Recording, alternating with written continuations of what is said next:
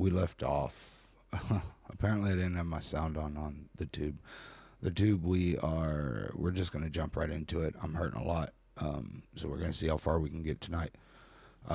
With that being said, we left off right here, and we're gonna continue going. So I should have fixed the audio problems now. I think. Let me know if I did. Okay, awesome. All right, tactics used at Robb Elementary.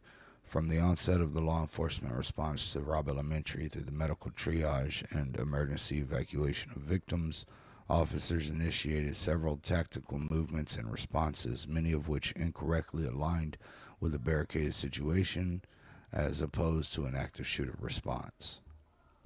The initial response. The officers who arrived first on the scene and made entry into the West Building initially acted in accordance with active shooter response principles.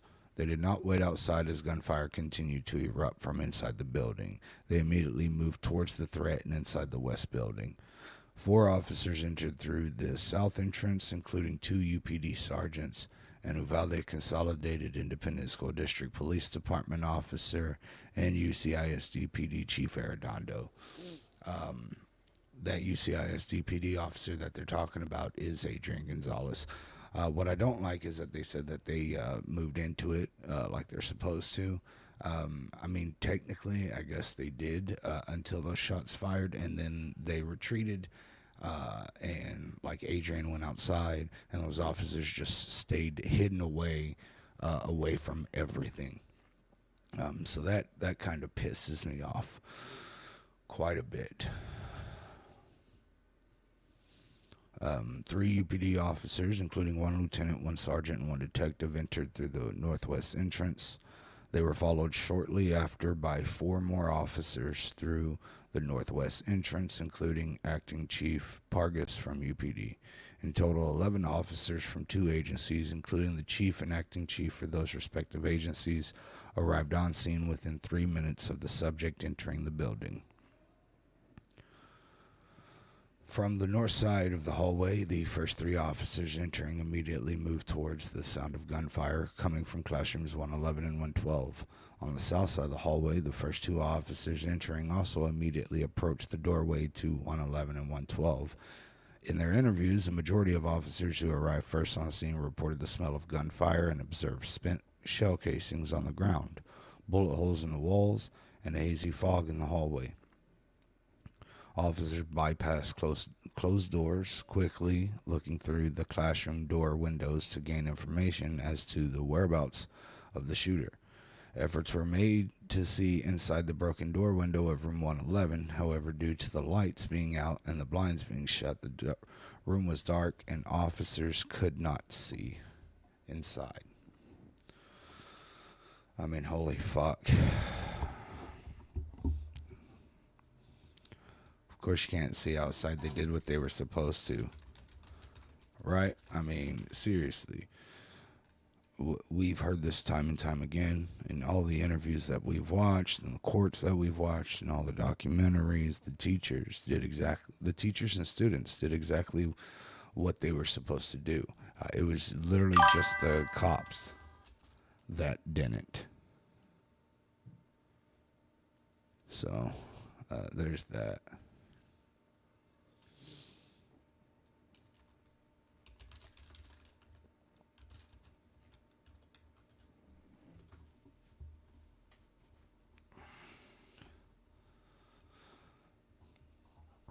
Although officers moved rapidly towards the gunfire, this approach was not coordinated, and officers did not establish a tactical formation, which created potential issues with crossfire as they neared the doorway. The first officers on scene approached the doors to 111 and 112 with the intent to enter, not knowing the status of the doorway or exactly what or who was on the other side. As they arrived at the doorway at 11:36 a.m., they observed 2 closed doors side by side and darkened rooms. That's what's crazy is It says that they didn't know the status of the doorway or what who was on the other side. They did know. We know that Adrian Gonzalez drove right by it. Right? Like, we know that Adrian drove right by it. They knew that there were children in the school. They knew who the fuck it was that was going in there. So for them to literally say that they didn't know who or what was behind that door is just complete lying. And I truly believe a failure on the DOJ's part.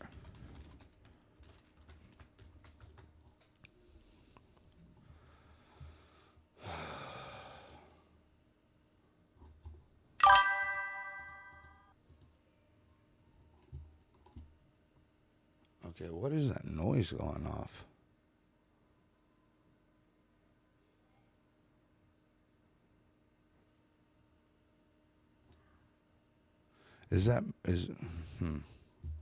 I'm still trying to figure this shit out, guys.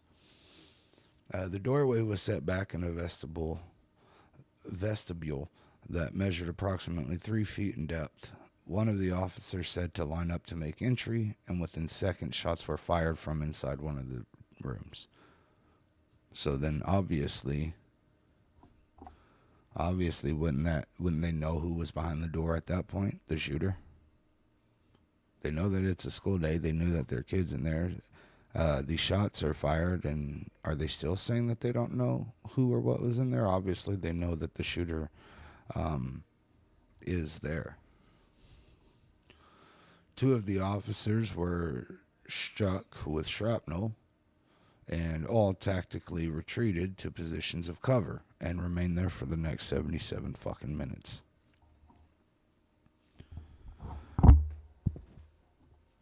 UPD 1 lieutenant, who was hit with shrapnel, re-engaged shortly after, while the other officers remained in a position of cover. Given the initial injuries sustained by the 2 officers, it would typically be reasonable for law enforcement to retreat, creating an opportunity for a tactical pause. No. That is a complete and fucking total lie, DOJ. Now you're really pissing me off. No matter what, you go in, you stop the shooting, you stop the killing. That's it. We know what the alert training says. Hell, even this fucking document told us what the training was and what it did and how you're supposed to do it. The last time that we read, literally, it said, no matter what, you go in there, stop the shooting, stop the killing. I think it's crazy how it follows up with, this is expected and trained in all basic police officer training levels. Yeah, that's fine, except when you're alert trained and when you're trained for these mass casualty incidents and you're trained for active shooting, that goes out the fucking window. So at this point, it seems like the DOJ is making excuses for these officers. When officers have distance, cover, and time, they create the opportunity for options, evaluation, and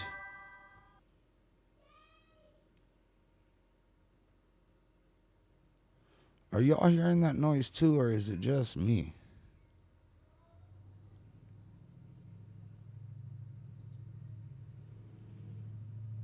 Maybe. Okay. I think I fixed it. Holy shit. Couldn't tell what fucking alerts I was getting.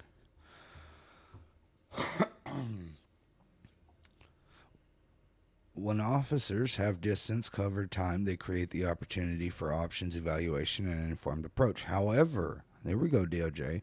The exception is in an active shooter situation. So if we know this, DOJ, we're going to go ahead and highlight this red.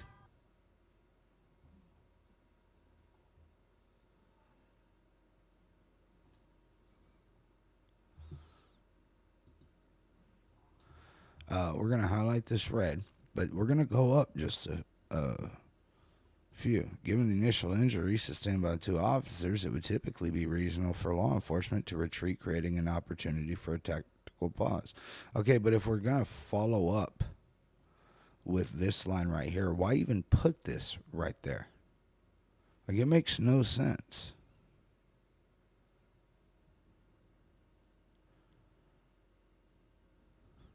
You know, like, anyways, in this situation, and first officers on the scene, experienced 3 different volleys of fire, which should have alerted them to engage the active shooter immediately by penetrating the classroom door. I'm sure all of these officers have problems penetrating without or with consent. So,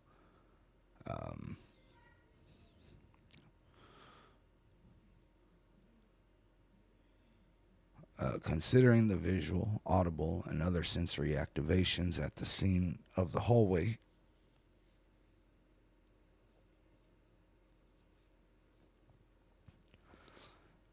generally accepted practice would have been for law enforcement to immediately and without hesitation penetrate the classroom with the objective of stopping the shooter. Instead, this is the point at which the active shooter response effectively ceased, and officers on scene transitioned to a barricaded subject response. Shortly after, some officers called out that the subject was contained and barricaded, which was then repeated over the radio.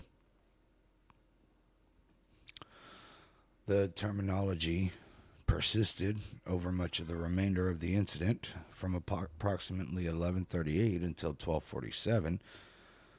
Close to the time law enforcement made entry, the subject was wrongly described as barricaded or contained at least 26 times. 26 times. Hold on, give me 1 second, guys.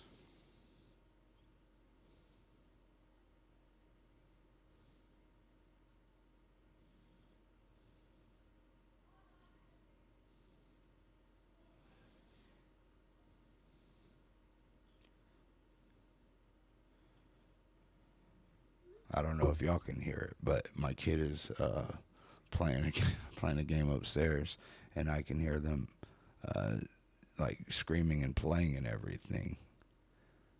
So I had to message him real quick to be like, "Hey, quit screaming at your game."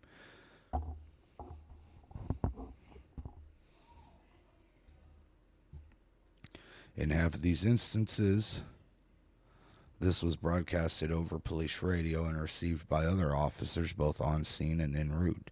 Some officers were also communicating this information with others via text or phone calls, although most references to a barricaded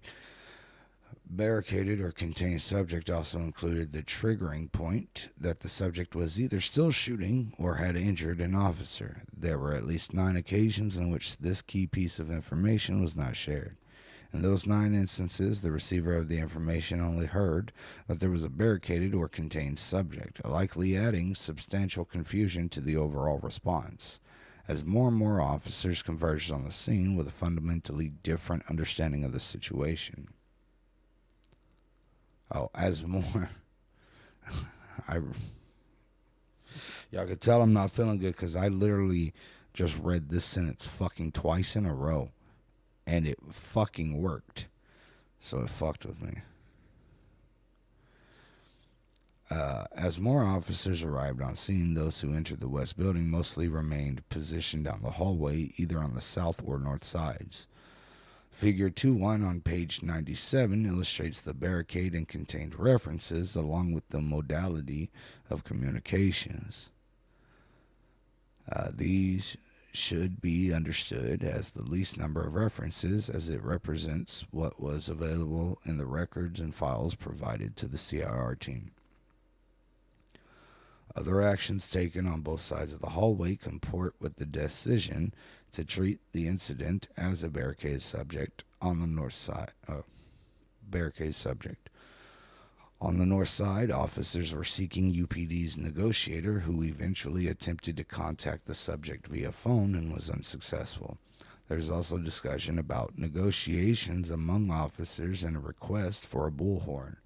Throughout the response, officers on scene including leaders, also were indicating that a tactical team such as UValde SWAT, DPS, or BORTAC was en route, implying room entry was their responsibility. Although requesting more resources, including tactical teams, may have been a prudent decision, tactical teams are not a requirement for responding to an active shooter. Tactical teams take time to deploy, arrive on scene, get briefed, and develop a tactical solution for the situation. One of the key lessons learned from Columbine over 20 years ago was that officers can no longer wait for SWAT when responding to an active shooter, as closing the gap in time it takes to address the threat can save lives. So, right here,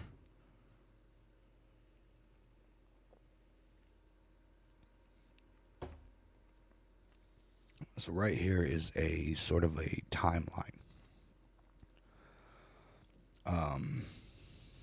Can we all see the timeline pretty good?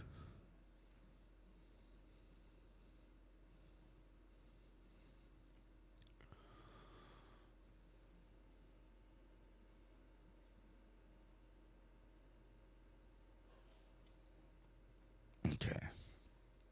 So, how references to a barricaded or contained subject were communicated. If you see an officer at that time, it was somebody in person. If you see the phone, that was on the phone. If you see the radio, that was by the radio.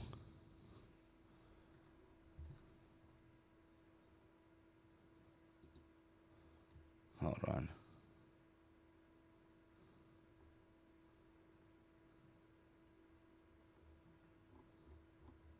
The sound is driving me nuts.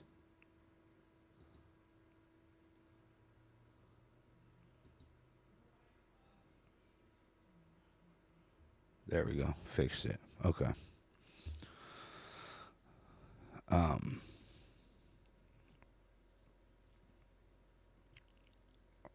If you see the radio, that's when it was on the radio, and then obviously the text message. So at 11:38, two officers in a radio, it was said to they referenced barricaded or contained. At 11:39, it was over the radio. At 11:40, it was over the radio. At 11:41, it was radio and text. At 11:43, it was in person. At 11:44, a shot was fired. 11:45, it was a phone call that made the reference. 11:47 and 11:48, it was radio and text. 11:51, 52, and 54 was all done by radio. 11:55 was phone. 11:56 was in person. 12:01 and 12:02 were by radio. 12:03 was in person. 12:08 was by phone. 12:17 was by radio. 12:21, there were shots fired. 12:26, it was over the radio. 12:35 was in person, and 12:47 by the radio. And then at approximately 12:49:58, the subject engages entry team in gunfire and is killed.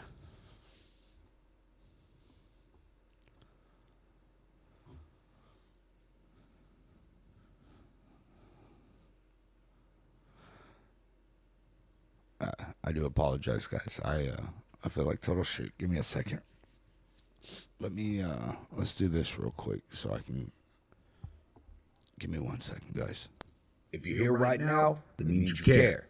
And if you care, don't just watch. Stay connected. Follow me on every platform you see on screen. That's how this work spreads when the algorithm tries to bury it. If you're able to support financially, donations are open. Every dollar goes directly into this work, into research, into content, into pressure. No corporate sponsors, no gun money, no silence. If you want to go deeper, become a member at brettcross.com. Membership isn't just support, it's access. Members get early content, behind-the-scenes context, and member-only merch. You get the why, not just the headline. You help decide what we build next, and you make sure this work stays independent and loud. You also get access to our Discord, a community of others who keep backing truth over comfort, who choose action over thoughts and prayers, and who help keep this space alive.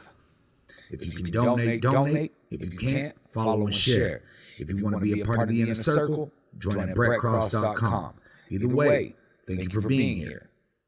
Like always, we gotta be consistent.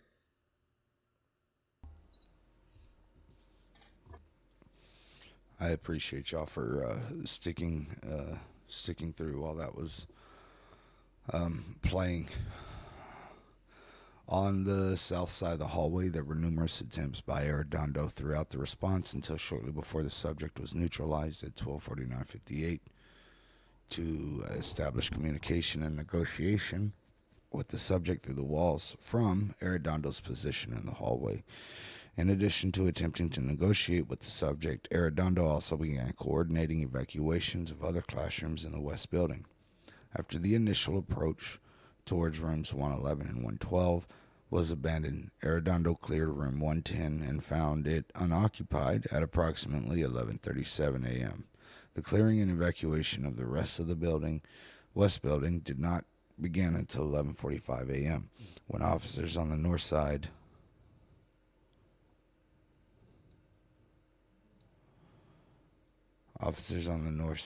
of the hallway cleared the teacher's lounge, which was unoccupied.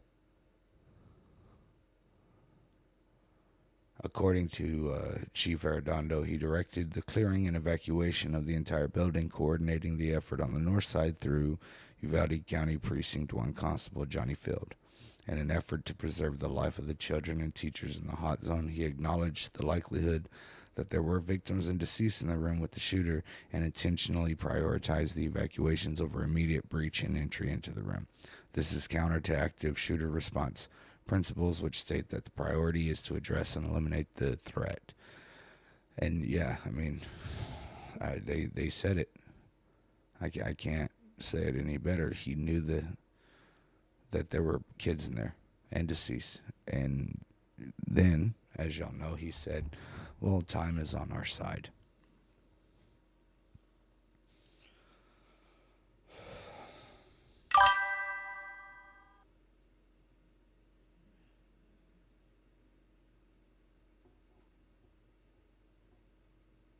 I don't know what the fuck that is, but I gotta figure it out.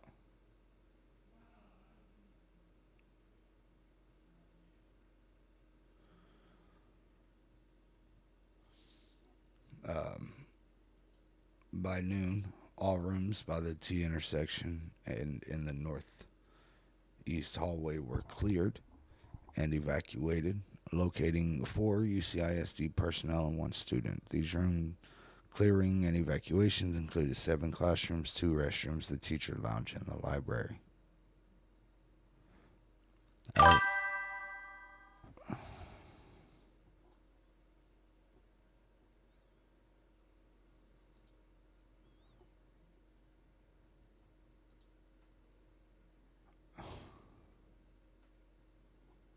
What the fuck?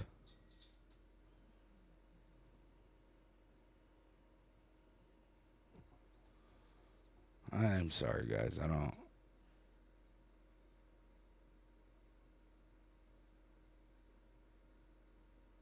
Okay. Maybe that'll work now. I'm trying, guys.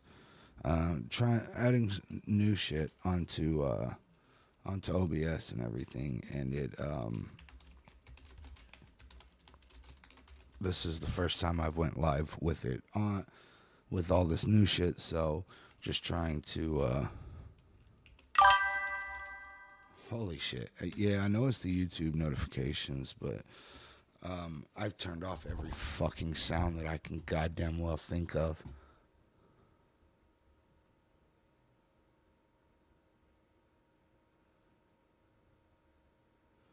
And it's still fucking going, and I don't know why.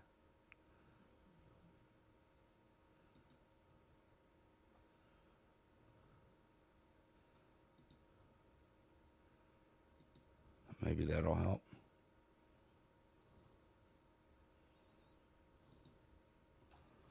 Hopefully that'll help.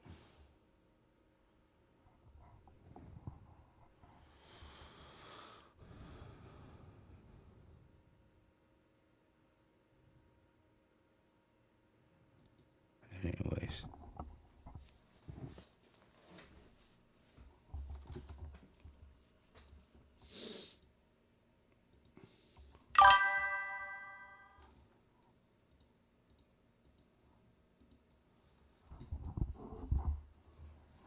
I gotta figure this the fuck out. I do apologize, guys.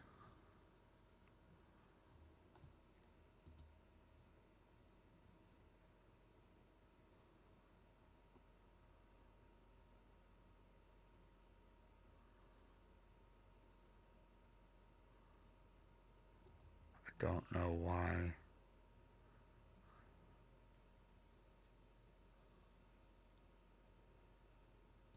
Why it's doing that.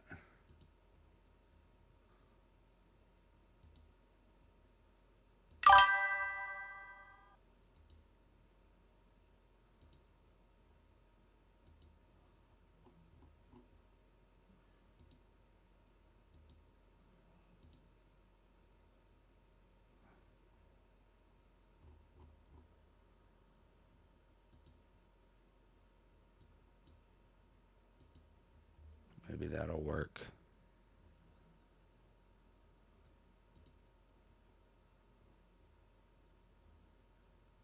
Alright, let's see if that works.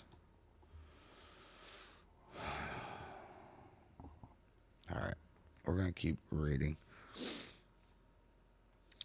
As the last rooms were being cleared and evacuated in the northeast hallway, officers on the south side hallway began to clear rooms on the south side, north side, and mid hallway, which are on the western side of the building, primarily through the windows and into the west exterior of the building. A Uvalde County Sheriff's Office deputy opened and unlocked the door to room 102 and observed children and a teacher inside. He advised them to evacuate out the window, and they were met on the outside by officers. The windows to rooms 103, 104, 105, 106 were each broken out, as students and teachers were not responsive to officers knocking on and in some case shouting into windows to have them open from the inside. The teachers and students denied access to the rooms in adherence to lockdown protocols. Rooms 105 and 106 were in the line of fire from the shooter's locations in rooms 111 and 112.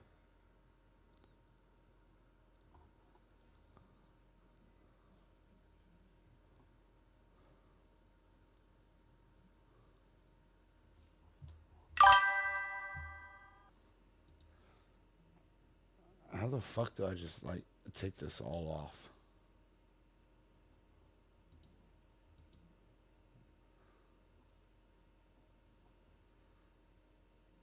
Like,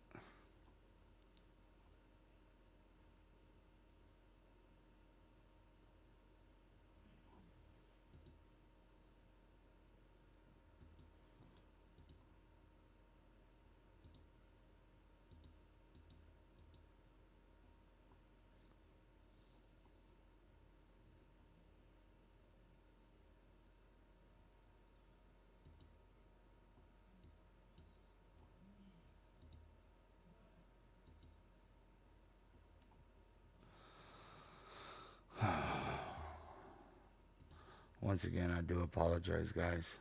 This is just something that happens when we're trying to keep everything going. You gotta figure out why shit is working a certain way.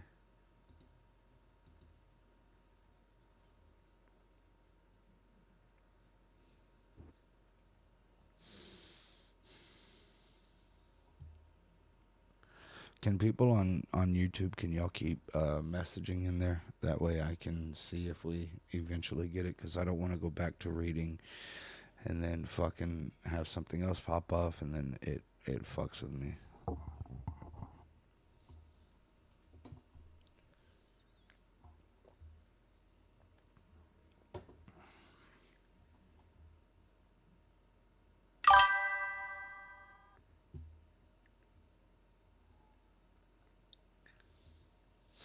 Okay, so for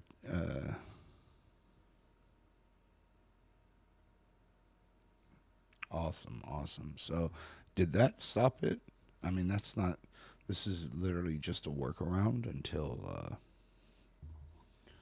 until we can figure out what the fuck was going on. But did y'all hear it again? Or did I just mute it for me?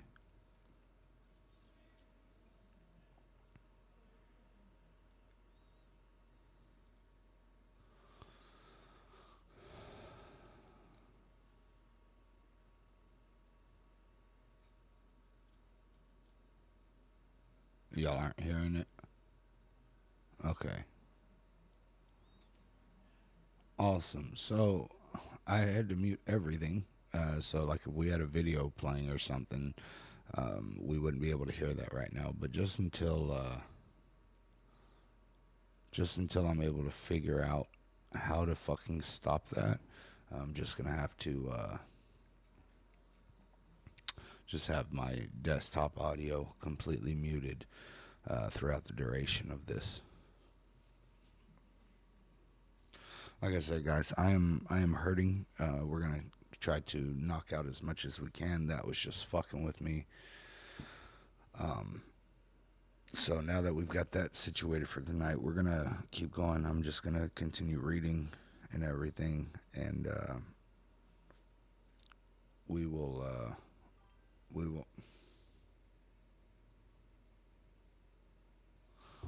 What the fuck?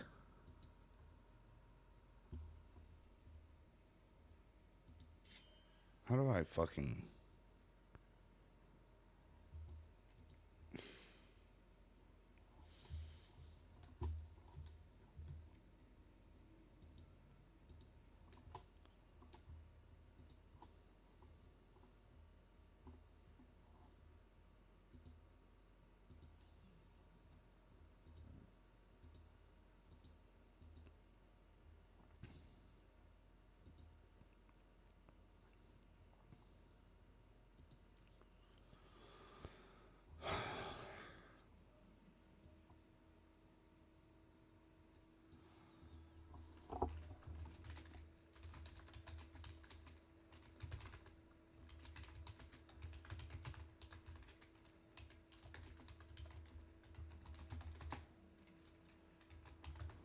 Sorry, I gotta fucking...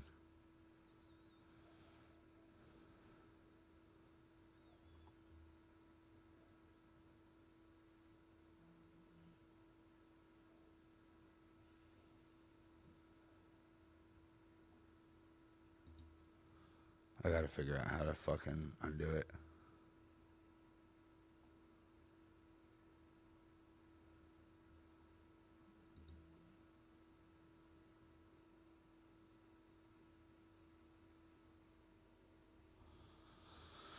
Because it is driving me fucking nuts.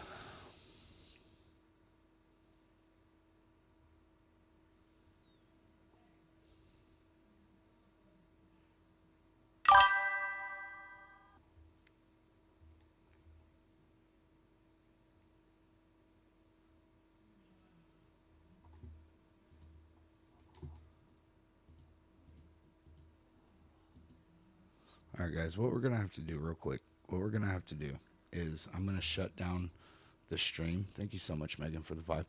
I'm gonna shut down the stream. I'm gonna open up a brand new one that isn't tied to the reading and shit, so we can figure this out. And if we get it figured out, then we can come back and continue reading. But this is fucking me up. So YouTube, we're gonna shut down. We'll be right back under a completely different live chat. But I have to figure this the fuck out.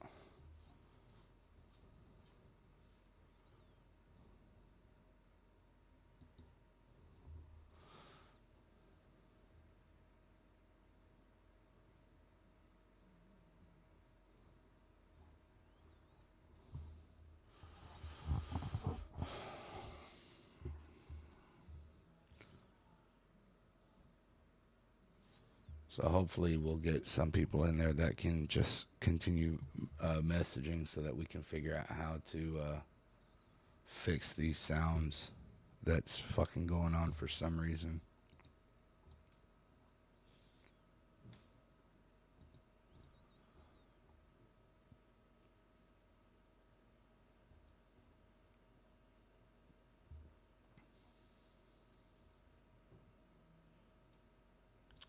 Okay, so it didn't just go off. What the fuck?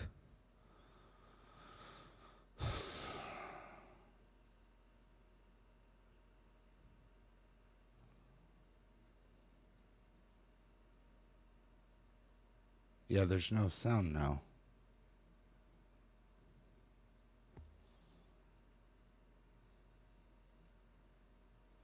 But I don't know. Maybe that's because you're a mod. I don't know.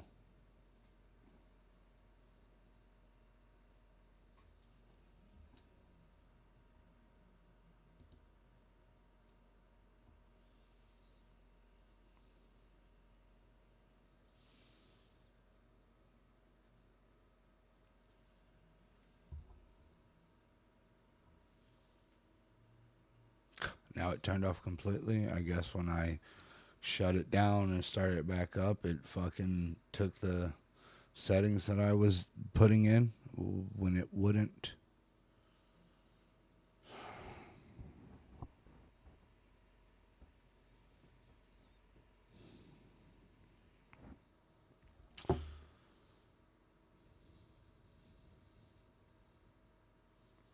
Real quick, I do have a few thank yous while we're Oh nope, there it fucking went.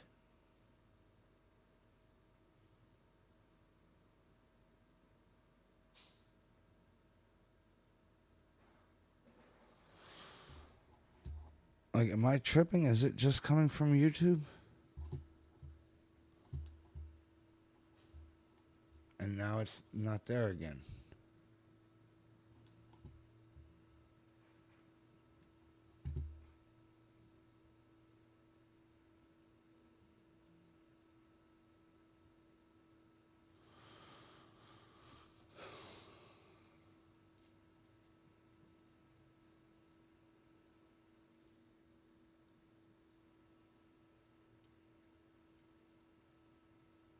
Did that fix it? Like, what the fuck is going on?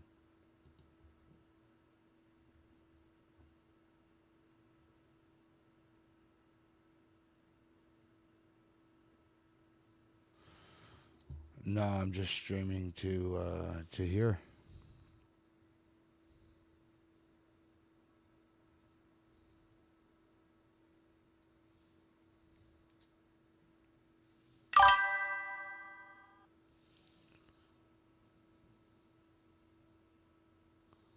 What the fuck?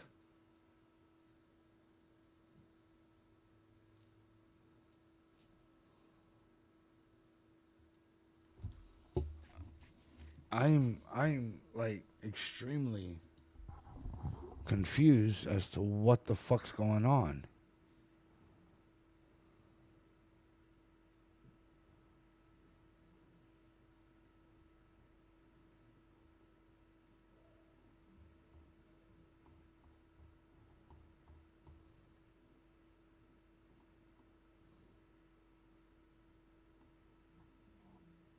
Because there's no reason why it should still be going.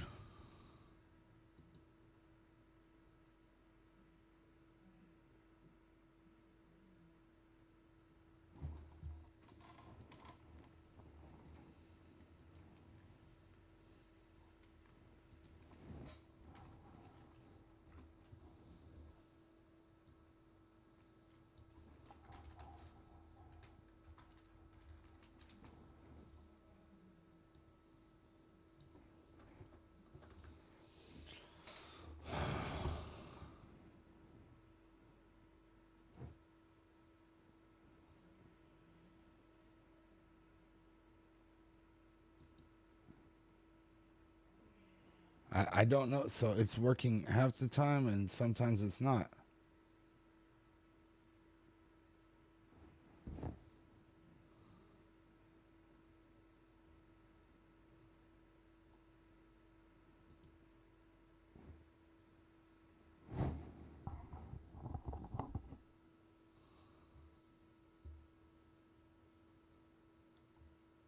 Okay.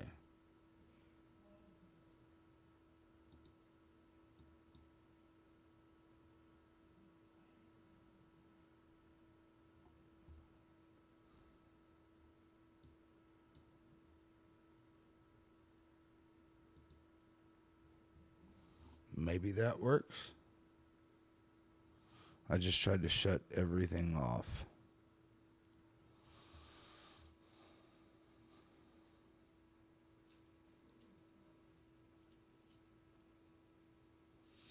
While we're waiting on it to pop back up onto the tube, got some big W's in the chat. To Carrie for the 50. I appreciate you so fucking much.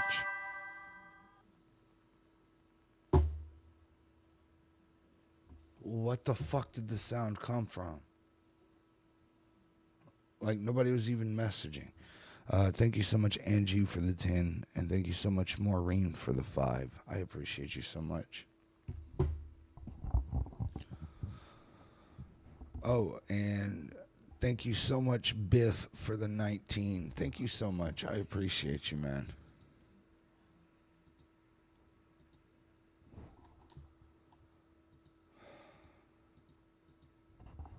We are close to a quarter of the way through the goal. I appreciate it, guys.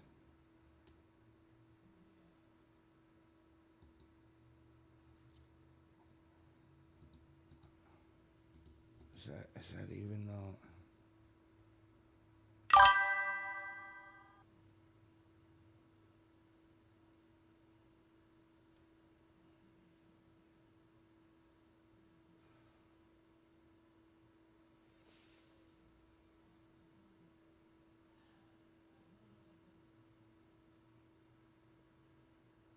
Wait, so am I not actually alive?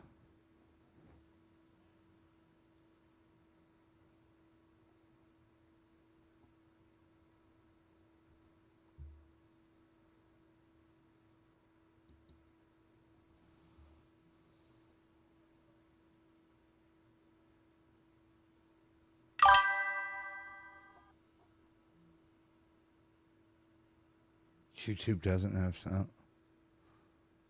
Yeah, I'm on TikTok, but I'm not on.